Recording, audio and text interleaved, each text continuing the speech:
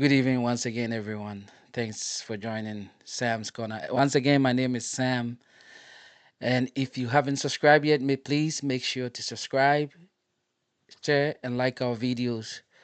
Make sure also to put the notification button on so that you'll be the first to get notified when we put up our videos.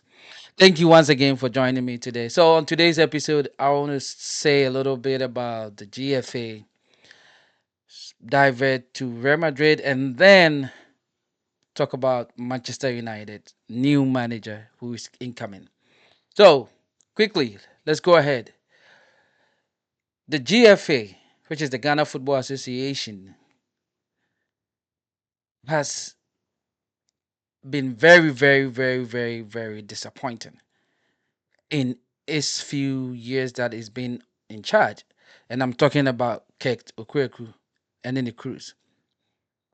For the past 4 years that he's been, I would say 5 years, that he's been in charge of our football, Ghana football has been declining step by step, step by step. Each day we are going down.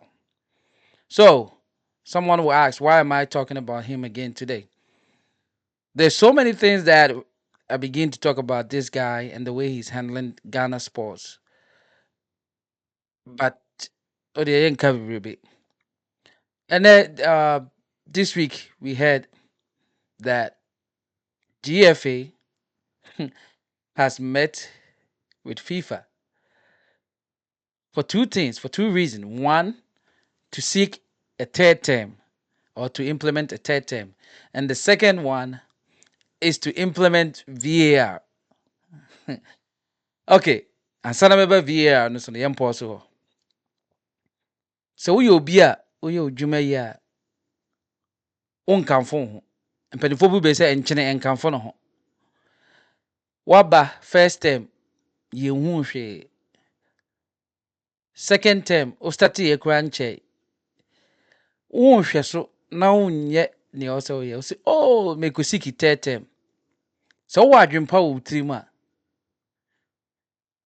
ɛnyɛ wo koraa na ɔsɛ woka sɛ wopɛ third term. Ghanafoɔ bɛka sɛ ah saa toa so. From where you picked our football from after normalization, I will be in charge. From Ghana being able to qualify to the AFCON, to go out of group stage, and now to almost not even qualifying. Now I hear people saying, "Oh, Sudan loses its two games, Krana." There's no way say yeah, you better winning your two games, so we should forget about it. But see, we are just so area now, but Keto Kuku doesn't accept the fact say, oh yeah, and he surrounded himself with people who are yes sir, yes sir, yes sir, yes sir. While they no say Biano, you are out of his way. And so he thinks whatever he is doing is right. And whoever is behind him criticizing him, you are wrong. Nothing wrong. So, o second term ka untwanyi, o se me ko pet third term. E dey na beba otima mo ayisa. Say o adwempa. You came into the GFA position or the president of the GFA with many aspirations. Your manifesto, I really remember this guy's manifesto. Even to the point that he said he was going to make the league autonomous, which is the Ghana Premier League. But now the Ghana Premier League has no sponsor. It has no sponsor. That is how bad you've run down our football. Now people are waiting for time, so then for you to get out of it. What's the mistake? Compare third term. Let's say ball no more. Now Ghana football is in shadows. It's in shadows. So third term, I think if Ghanaian stands for this guy to go for a third term, and they told you more.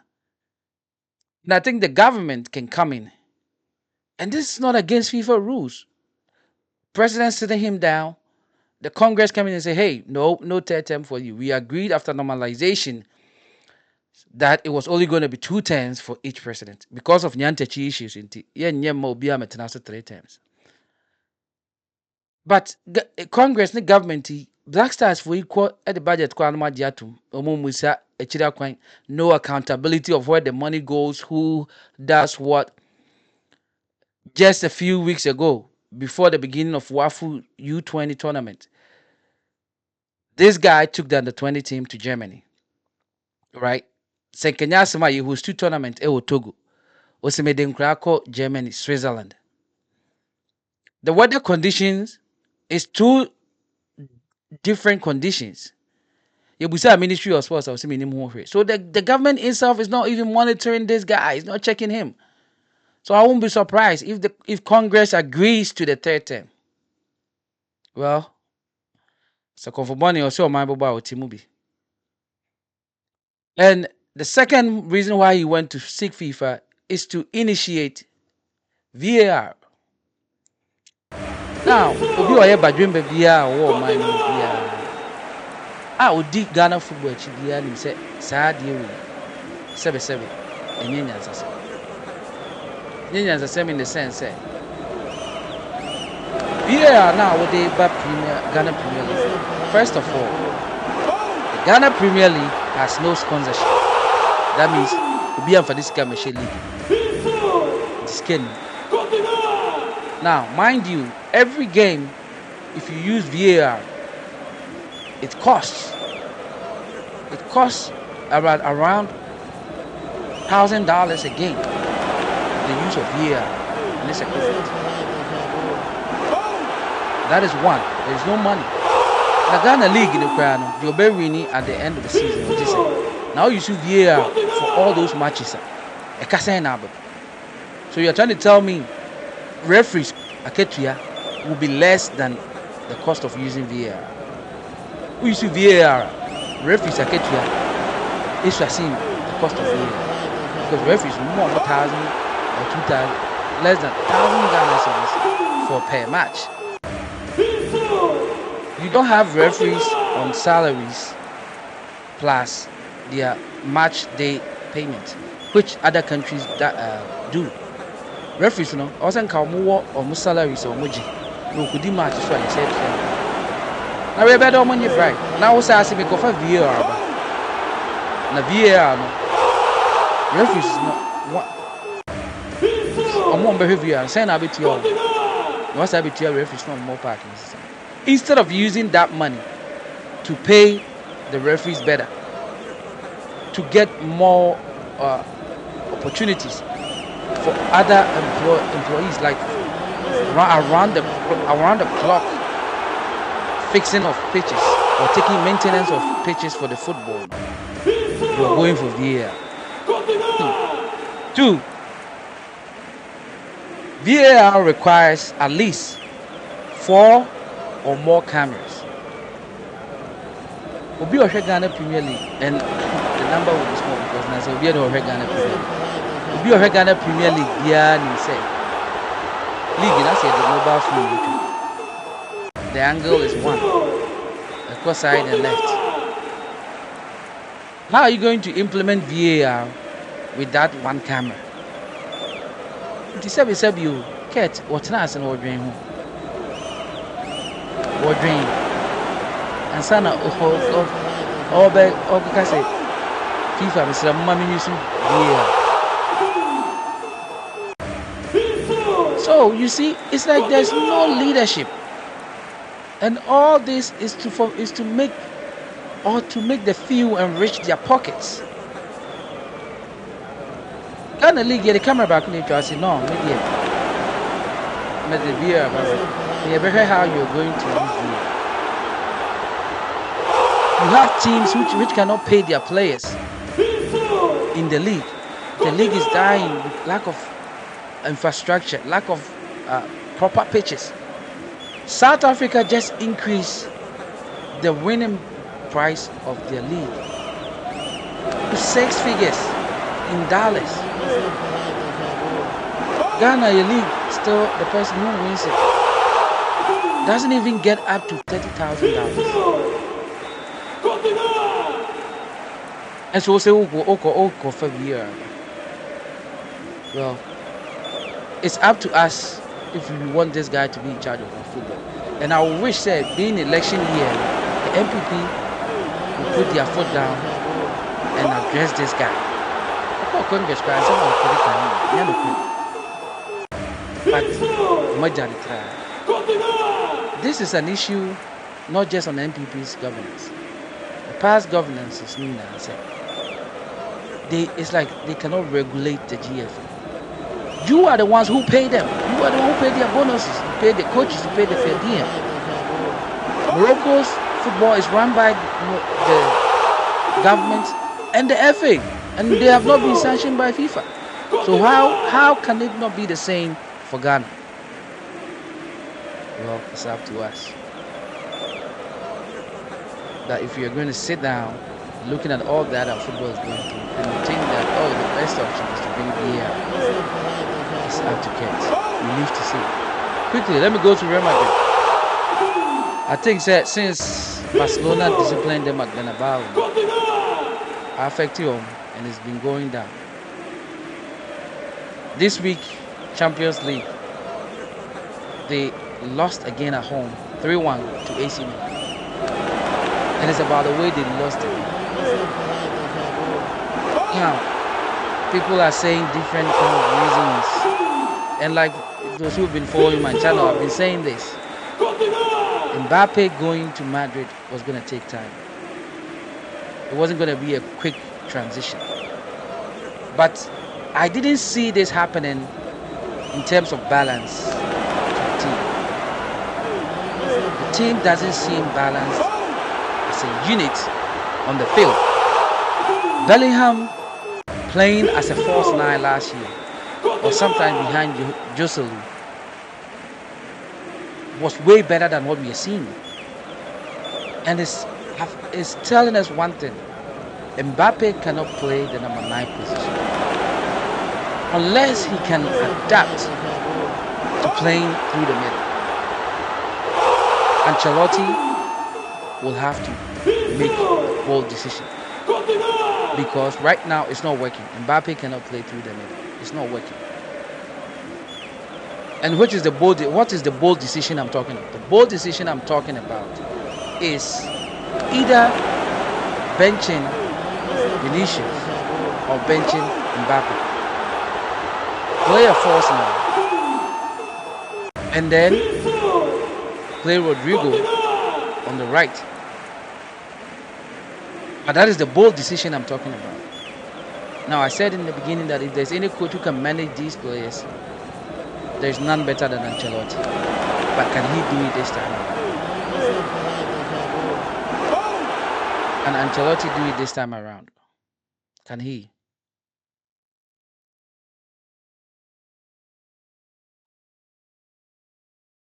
Can he do it this time around? Because these are two players, elite level,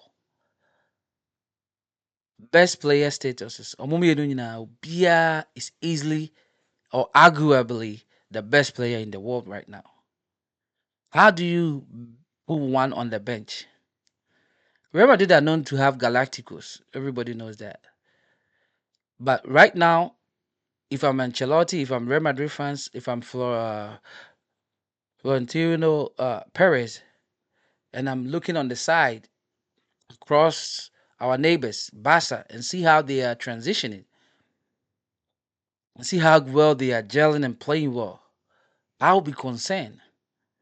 Because the moment the gap widens further, you cannot catch them. Barca will automatically win the league. And that is what it's looking at right now. So, either play Bellingham as a false nine, start one Vinicius, bench one Mbappe. Or bench Vinicius, start Mbappe. Because I think he's trying to adapt with a 4-4-2, where the two of them can interchange up front. But those two players can be seen as adapting to playing on the left side, cutting in and creating chances of scoring goals. So it's not working. Mbappe cannot play with his back to the goal. And as my man Nesta said on here, even when France won the World Cup with Giroud, Mbappe was playing off Giroud. And even to the point that now he has been left off the France national team because I think mentally Mbappe is not there right now. It's not happening for him. He's not effective. So I think for him to be effective, he will need to be on the left side, which is occupied by Vinicius. Or the next decision will be to sell one of them. And I know it won't be Mbappe. So Perez and Ancelotti have to make that bold decision. I hope it's a good one. Now to Manchester United. So Ten Hag is gone, and the board finally appointed Ruben Amorim to take charge, but not until after the international break. First of all, I don't know why Manchester United waited till the season started before appointing this coach, who was available during the summer. He rejected several teams thinking United was going to come in knocking, and United didn't. But now that they're going for him in season, we have to pay money to get him. At the same time, you have to compensate the team. Sorry, and also for each member of his staff that he's bringing, we have to pay money for them as well. All this could have been avoided in the summer if we had paid or if we had been serious. All the same, it's better late than never, right? Now, prior to him joining, I had watched a couple of Sporting's game, not full matches, like 20 minutes, 10 minutes here and there. But I fully watched them play just this Tuesday in the Champions League against Manchester City, the almighty Manchester City. And I saw two things. His relationship with the players is really top notch. And he's really got these boys psyched up that they play for each other. Their concentration from the start of the game to the end of the game is spot on. They play for each other. They run non-stop. They press you when they don't have the ball.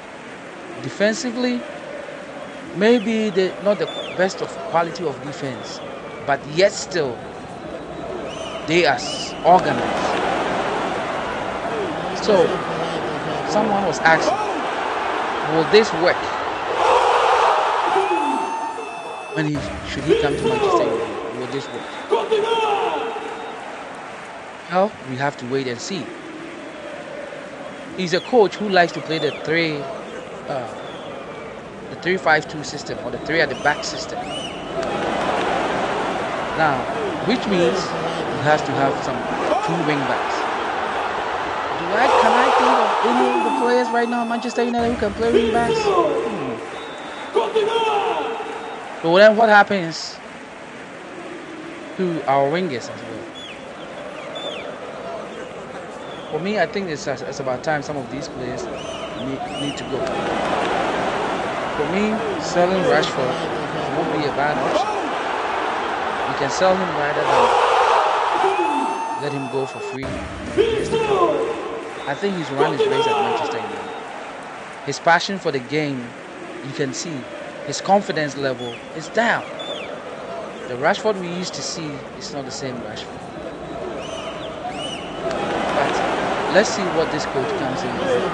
I won't be quickly hyping him or being like, oh, we are back and all that. We've seen the same thing with Ten Hag. We've seen it, These Manchester United players have to be held accountable. All these big wage players need to be held accountable. They need to work their butt off if they want to play for Manchester United. And I hope this coach can get the most out of it. And I hope he can get them playing focus not for just the first 3 games, but every game. See, that's what the consistency every United fan is looking for. The consistency of giving everything on the field, all the effort on the field. So I hope Ruben can come in. If not winning games, at least we get to see effort every game, every minute, every second of the field. So I'm not gonna quickly jump on the wagon that our problems are gonna be solved with the coach. No, the problem goes beyond the coach. Culture around the team needs to be better. Players needs to be held accountable. If you're not willing to play, you should be shown the ball. So good luck, Ruben, and I hope you can transition our beloved team from where it is to a much better place. Champions League this week was amazing. A lot of goals, a lot of goals. Liverpool, man, destroying Bayern Leverkusen, the team that went unbeaten in the league, the German league last year, winning the Europa League. Sorry, losing the Europa League in the finals to Atlanta. Atlanta, by the way, playing also well. So Liverpool, I said it and I've said it again. They didn't start the season as favorites, probably because of the change in coaches. But right now, they are top of the Champions League, one of the few teams that are undefeated. And they are playing so well in the league as well, top of the league. So if you underrate them, you should start putting them on the map because Liverpool is coming for you. One team I want to acknowledge in the Champions League is Brest. Now, this team came to this Champions League, and most people thought they were going to be one of those stories where a small team makes it and become punching back for all those other teams. But no, they are one of the teams, I think the 5 teams that are unbeaten so far in the Champions League. More team, like I said all the time, the game is evolving, and if you're willing to work hard on the day, you will be successful. So these teams do not have all the big names, the big money behind them, but the players are passionate and are willing to die on the field. They are willing to work their socks off on the field. And kudos to the Brest team and their manager. And I hope to see them in the qualification round and even progress further because that's a big Cinderella story and everybody likes one of those hero stories. Kudos to them and they're playing very well. Arsenal, man, they need to pick it up. Arsenal needs to pick it up. It's been quite a fall lately and it's about time. And I heard some of their fans blaming the format of the Champions League that right now they would have loved to play Inter Milan at the Emirates and see. But hey, everybody's playing it. You have to adapt. Arteta have to know that he's not there yet. So this team still has a long way to go. And like Patrice ever said, supporting Arsenal is like watching an Netflix movie. You're always watching for the next season. So I do hope Arsenal picks it up, and I do hope those injured will come back and bring them where they have to be. They need to make the competition tight.